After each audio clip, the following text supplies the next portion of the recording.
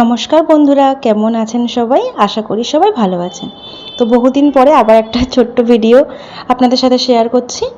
তো দিনটি ছিল জন্মাষ্টমী, যদিও জন্মাষ্টমী অনেকদিন আগেই চলে গেছে, তবু আপনাদের সাথে শেয়ার করছি।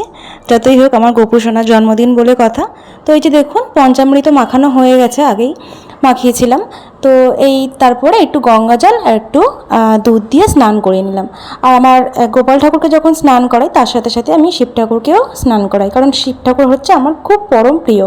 তো এদের দুজনকেই একসাথেই স্নান করাই পঞ্চামৃত মাখিয়ে। আবার যখন শিব ঠাকুরের পুজো করি শিবরাত্রির দিন বা শ্রাবণ মাসে, তখন শিব ঠাকুরের সাথে সাথে আবার গোপাল ঠাকুরকেও স্নান করিয়ে দিই।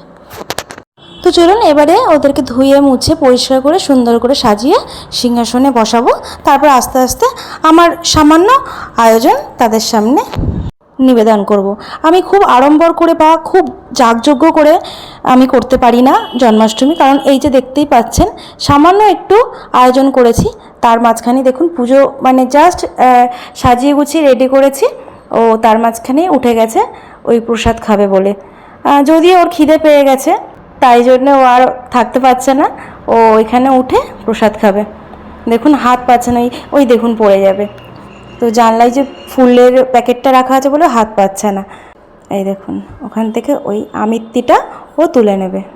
জানেন, আগের দিন রাতে আমি মোটামুটি ঠিক করে রেখেছিলাম একটু লুচি একটু সুজি করে নিবেদন করব, কিন্তু আমি সে আর করে উঠতে পারিনি, কারণ এই যে একে সামলাবো, না আমি লুচি সুজি করব, না অন্য কিছু তৈরি করব। তো সেই জন্যেই ওই অল্প অল্প করে সব কিছুই একটু কিনে কিনে আমি নিবেদন করেছি। একটু মালপোয়া, একটু নাড়ু, আমিত্তি, মিষ্টি, ফল এইভাবেই দিয়েছি। আর ছিল তার প্রিয় মাখন মিছরি। কোথা থেকে নিয়েছো এটা? কেন?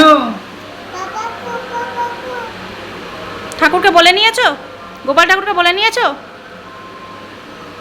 আরে কার জন্য হ্যাপি বার্থডে বলেছো?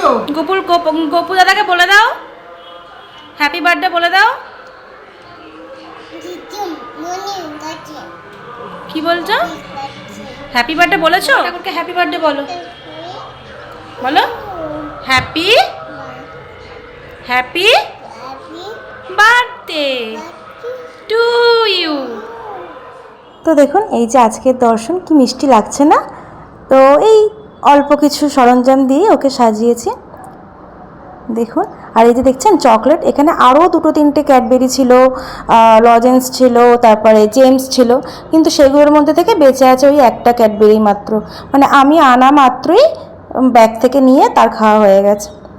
তো কি করব, যা ছিল সেইটুকুই তাকে নিবেদন করেছি। তো এইভাবেই আমি জন্মাষ্টমী পালন করেছিলাম নিজের মনের মতন করে, যতটুকু পেরেছি সাজিয়েছি। তো যদি ভিডিওটা ভালো লেগে থাকে তাহলে প্লিজ একটা লাইক করে দেবেন। ভিডিওটা কেমন হলো আমাকে একটু জানাবেন। যদি ভালো লেগে থাকে তাহলে আমি আস্তে আস্তে আবার ভিডিও পোস্ট করব। আর সেদিন ছিল জন্মাষ্টমী, সেই কারণে আমি কোনো অন্ন বা ভাতের জিনিস খাবো না। তো আমি বলেছিলাম লুচি আর একটু ছোলার ডাল করব।